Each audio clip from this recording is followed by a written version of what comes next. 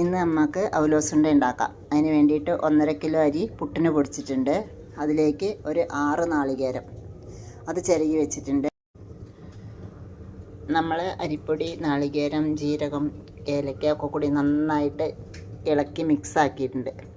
നമുക്ക് ഉരുളിയിലേക്ക് ഇട്ട് കൊടുക്കാം. കൈയൊക്കെ പൊള്ളി നാശമായി. ഇനി നമുക്ക് ഈ ഉരുളേനെ ഒന്നും കൂടി നന്നായിട്ട് ഉരുട്ടിയെടുക്കാം.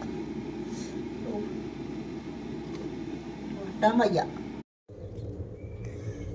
ഇന്ന് നമുക്ക് അവലോസുണ്ട ഉണ്ടാക്കാം. അതിന് വേണ്ടിയിട്ട് 1.5 കിലോ അരി പുട്ടിന് പൊടിച്ചിട്ടുണ്ട്. അതിലേക്ക് ഒരു 6 നാളികേരം അത് ചിരകി വെച്ചിട്ടുണ്ട്. നമ്മൾ അരിപ്പൊടി, നാളികേരം, ജീരകം, ഏലക്ക ഒക്കെ കൂടി നന്നായിട്ട് ഇളക്കി മിക്സ് ആക്കിയിട്ടുണ്ട്. നമുക്ക് ഉരുളിയിലേക്ക് ഇട്ട് കൊടുക്കാം. കൈയൊക്കെ പൊള്ളി നാശമായി. ഇനി നമുക്ക് ഈ ഉരുളേനെ ഒന്നും കൂടി നന്നായിട്ട് ഉരുട്ടിയെടുക്കാം. ഉരുട്ടാൻ വയ്യ.